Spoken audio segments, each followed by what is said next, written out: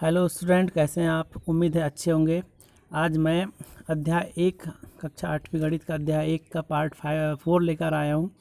इसमें हम परिमेय संख्याओं के बारे में डिस्कस करेंगे और क्वेश्चन नंबर 3 से क्वेश्चन नंबर 11 तक इसे सॉल्व करेंगे। अभी तक आपने हमारे इस चैनल को सब्सक्राइब नहीं किया है तो इसे सब्सक्राइब कर लीजिए और इसके नीचे जो बेल आइकन बटन है उसे प्रेस कर लीजिए ताकि आगे की वीडियोज़ की अपडेट आप तक पहुँचती रहे। ओके, तो हम बात करेंगे आज क्वेश्चन नंबर 3 से क्वेश्चन नंबर 11 तक का। ओके, आप ध्यान से इस पूरा वीडियो को देखिए। चलिए डिस्कस करते हैं। तीसरा प्रश्न है x बराबर 11/15 और दूसरा है इसमें x बराबर ऋण 13/17। इसके लिए सत्यापित करना है कि माइनस ब्रैकेट के अंदर minus x equal to x. Okay, तो हमको इसको प्रूफ करना है और इसके क्वेश्चन नंबर 3 में 2 भाग हैं, 2 क्वेश्चन दिए हैं, पहला और दूसरा। तो हम 1 बाय 1 इसे प्रूफ करेंगे कि माइनस ब्रैकेट के अंदर x बराबर x। सबसे पहले हम पार्ट फर्स्ट को लेते हैं और उसे हल करेंगे और सत्यापित करेंगे।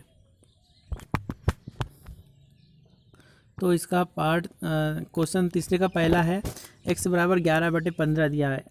तो हम जानते हैं कि 11/15 का जो योग्य प्रतिलोम है, योज्य प्रतिलोम क्या हो जाएगा? x का क्या होता है योज्य प्रतिलोम? माइनस एक्स होता है। तो इसी प्रकार से जब x बराबर 11/15 है तो माइनस एक्स बराबर क्या हो जाएगा? ऋण 11/15। ओके, यहाँ तक क्लियर है। अब चूँकि योज्य प्रतिलोम की परिभाषा से हमने देखे थे, यदि कोई संख्या है, उस संख्या में किसी ऐसी संख्या को हम जोड़ दें कि उससे जो है उसके जोड़ने से क्या मिल जाए, हमको 0 प्राप्त हो जाए, तो क्या कहलाता है? योज्य प्रतिलोम। उसी प्रकार इसमें देखा जाए तो x बराबर जो 11/15 है उसमें हम ऋण 11/15 को जोड़ देते हैं तो क्या आ जाएगा? 0 आ जाएगा। इस प्रकार जो ऋण 11/15 का योज्य प्रतिलोम 11/15 होगा या 11/15 का ऋण 11/15, एक दूसरे के ये कैसे कॉम्प्लीमेंट है, पूरक है। ओके, तो ऋण 11/15 का प्रतिलोम क्या होगा? 11/15 होगा। या ऋण माइनस ब्रैकेट के अंदर माइनस 11/15 इक्वल टू 11/15 होगा। ओके, माइनस लिया हमने, कोष्टक के अंदर क्या लिया? 11/15 लिया। चूँकि क्या है हमारा x बराबर क्या है? 11/15 है। तो जैसा हमको प्रूफ करने बोला था, माइनस फिर ब्रैकेट के अंदर माइनस एक्स बराबर एक्स।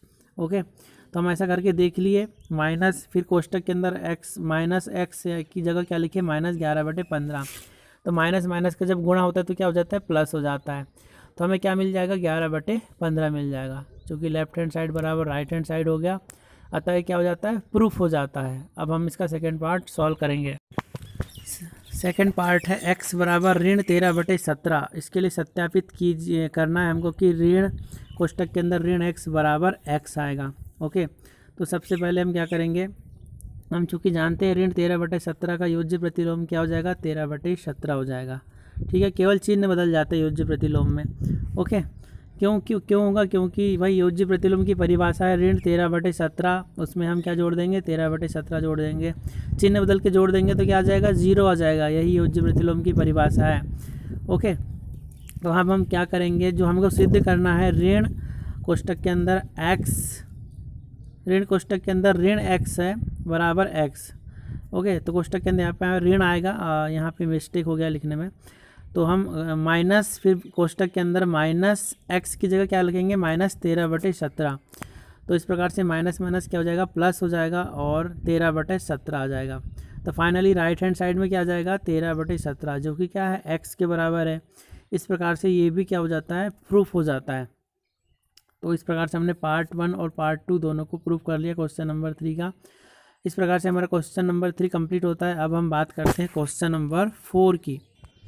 क्वेश्चन नंबर 4 है निम्नलिखित के गुणात्मक प्रतिलोम ज्ञात कीजिए, यानी कि मल्टीप्लिकेटिव इनवर्स हमको ज्ञात करना है।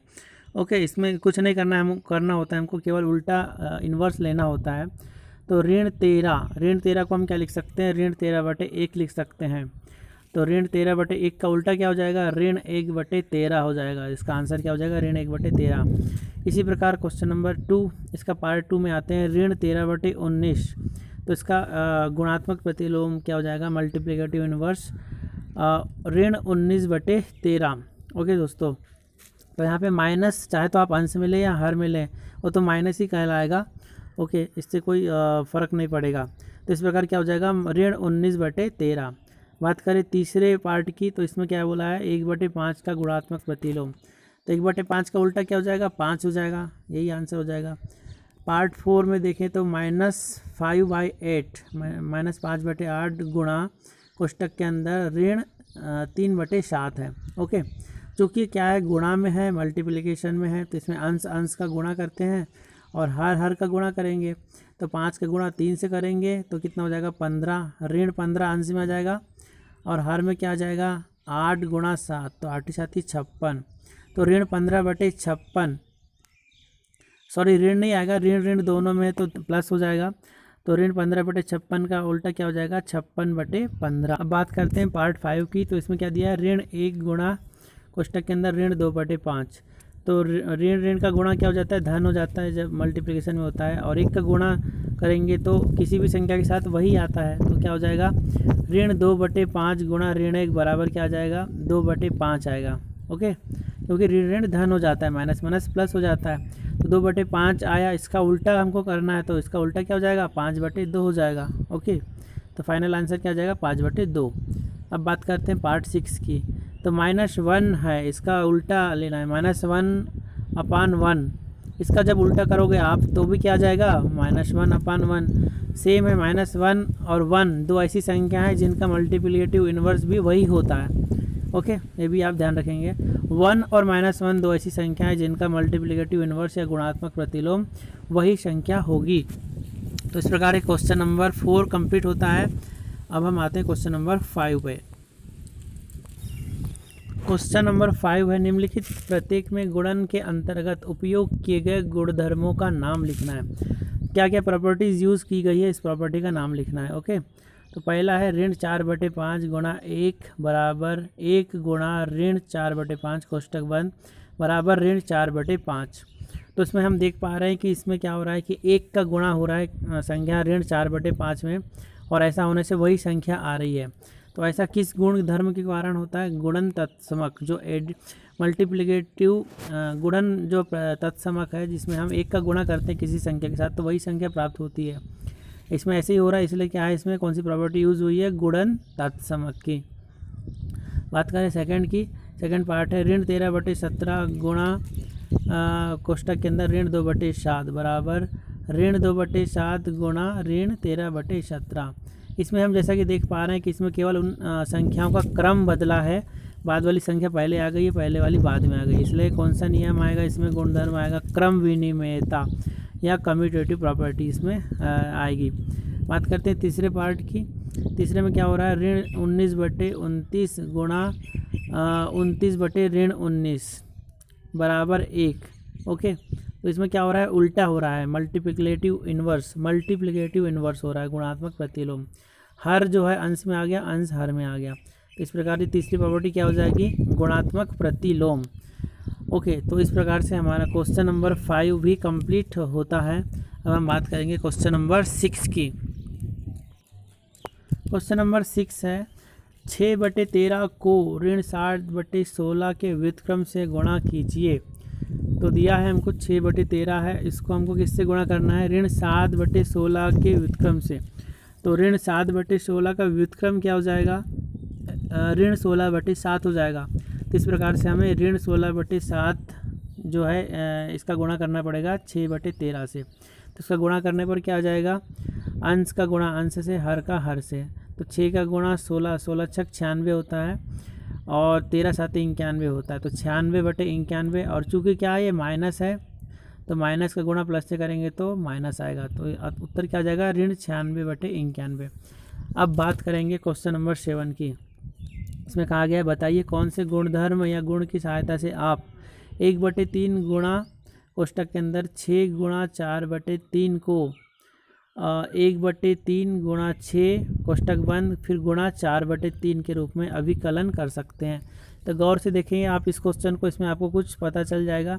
शुरू में 1/3 को छोड़ दिया गया है, फिर 6 कोष्टक में किसको रखा गया है, 6 गुणा 4/3 को। फिर बाद में क्या किया है, 4/3 को छोड़ दिया गया है लास्ट टर्म को, और पहली 2 टर्म में ब्रैकेट लगा दिया गया है। ऐसा कुछ प्रॉपर्टी के द्वारा होता है एसोसिएटिव प्रॉपर्टी, जिसे साहचर्यता का गुण कहते हैं। तो इस प्रकार इसमें कौन सा गुण लगेगा, प्रॉपर्टी लगेगी, सहचार्यता की प्रॉपर्टी लगेगी, एसोसिएटिव प्रॉपर्टी लगेगी। उम्मीद है आपको समझ में आ रहा होगा। यदि आप इसे और एक दो बार देखें तो पूरी तरह समझ में आ जाएगा। देखते हैं अब क्वेश्चन नंबर 8 को। ओके, क्वेश्चन नंबर 8 है, क्या ऋण 1 सही 1/8, ये मिश्र भिन्न दिया है, ऋण 1 सही 1/8 का गुणात्मक प्रतिलोम 8/9 है तो क्यों है, अथवा नहीं है तो क्यों नहीं है। इसको बताना है हमें, रीज़न बताना है। तो इसका उत्तर हो जाएगा नहीं। अब क्यों नहीं, क्योंकि ऋण 1 सही 1/8, तो इसका जब साधारण भिन्न बदलेंगे मिश्र भिन्न को तो क्या आ जाएगा, 8 एकम 8 और 1 9, तो ऋण 9/8 हो जाएगा। ऋण 9/8 साधारण भिन्न आ गई। अब इसका उल्टा क्या हो जाएगा, ऋण 8/9 होना चाहिए, लेकिन यहाँ पे क्या दे रहा है, केवल 8/9 दे रहा है। ऋण 8/9 रहता तो हमारा आंसर सही आता, किंतु 8/9 है, इसलिए क्या आ जाएगा, नहीं। ओके, क्योंकि ऐसा करने पर, गुणा करने पर हमें क्या, एक नहीं आ रहा है। गुणात्मक प्रतिलोम में क्या होता है, किसी संख्या को उसके उल्टा करके गुणा करो तो 1 आना चाहिए। जैसे 2/5 है, उसका गुणा करेंगे तो 5/2 से गुणा करेंगे उल्टा करके तो क्या आएगा, 1 आएगा। तो इसमें ऐसा नहीं हो रहा है, इसलिए क्या आएगा, उत्तर इसका नहीं आएगा। उम्मीद है आपको समझ आया होगा। अब बात करते हैं क्वेश्चन नंबर 9 की। प्रश्न 9 है, क्या 3 सही 1/3 का गुणात्मक प्रतिलोम 0.3 है, क्यों अथवा क्यों नहीं। तो हम इसमें भी ऐसे ही करना है। 3 सही 1/3 जो मिश्र भिन्न है, इसको साधारण भिन्न बदल दिया जाए पहले। तो 3 का गुणा 3 से करेंगे, 3 तिया 9, 9 और 1 10, 10/3 हो जाएगा साधारण भिन्न। अब इसको इन्वर्स लेना है, इसका उल्टा लेना है, तो क्या हो जाएगा, 10/3 का उल्टा 3/10 हो जाएगा। 3/10 को हम क्या लिख सकते हैं, 0.3 लिख सकते हैं, जो कि क्या है, सही उत्तर है। इसलिए क्या आ जाएगा, हाँ, क्योंकि 10/3 के उत्क्रम क्या हो जाएगा, 3/10 या 0.3। अब हम बात करते हैं प्रश्न क्रमांक 10 की। इसमें हमको आंसर बताना, लिखना है। ऐसी परिमेय संख्या लिखिए जिसका कोई व्युत्क्रम नहीं है। तो ऐसी एक ही परिमेय संख्या है, ये वो कौन सी है, 0 है, क्योंकि 0 को 0/1 लिख सकते हैं, और 0/1 का व्युत्क्रम 1/0 होता है, जो कि सही नहीं है, यानी कि डिफाइन नहीं होता। इसलिए 0 एक ऐसी संख्या है जिसका व्युत्क्रम या उल्टा संभव नहीं है। इसमें दूसरा देखते हैं हम, परिमेय संख्या जो अपने व्युत्क्रम के समान है। तो अभी हमने कुछ प्रश्न पहले हमने डिस्कस किया था कि 1 का उल्टा भी क्या हो जाएगा, 1, क्योंकि 1/1 को भी 1/1 ही लिखा जाएगा। उसी तरह ऋण 1/1 को भी ऋण 1/1 ही लिखा जाएगा। तो इसलिए परिमेय संख्या जो कि अपने व्युत्क्रम के समान होती है वो कौन सी है, 1 और ऋण 1 है। तीसरा है परिमेय संख्या जो अपने ऋणात्मक के समान है। परिमेय संख्या जो अपने ऋणात्मक के समान है, तो 0 जो है अपने ऋणात्मक के समान है, क्योंकि 0 का गुणा चाहे ऋणात्मक हो या धनात्मक 0 ही होता है, इसलिए क्या आएगा, 0 आएगा।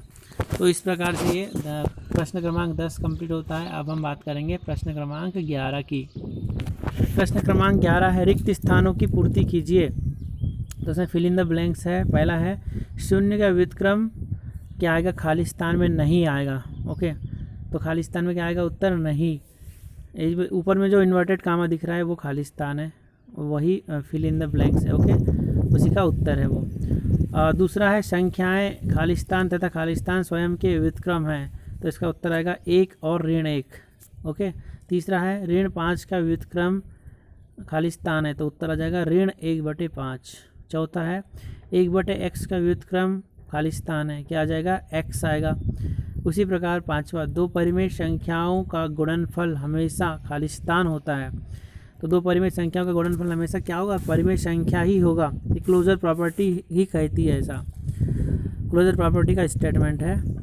अभी छठवा है, किसी धनात्मक परिमेय संख्या का व्युत्क्रम हमेशा धनात्मक ही होगा। जैसे 2/5 है, उसका व्युत्क्रम क्या हो जाएगा, 5/2, जो कि धनात्मक ही है। ओके, तो ये थे हमारे आज के प्रश्नावली 1.1 के क्वेश्चन नंबर 3 से क्वेश्चन नंबर 11 तक का हमने सॉल्व किया, और आगे की वीडियो में हम 1.2 डिस्कस करेंगे प्रश्नावली को। इसी प्रकार हमारे साथ आप बने रहिए। वीडियो को ज़्यादा से ज़्यादा शेयर कीजिए और हमारे चैनल को सब्सक्राइब कीजिए। इसके नीचे जो बेल आइकन बटन है उसे प्रेस कर दीजिए, ताकि आगे आने वाली वीडियोज़ की अपडेट आप तक मिलती रहे। मिलते एक नए वीडियो के साथ, तब तक के लिए इजाज़त दीजिए। जय हिंद।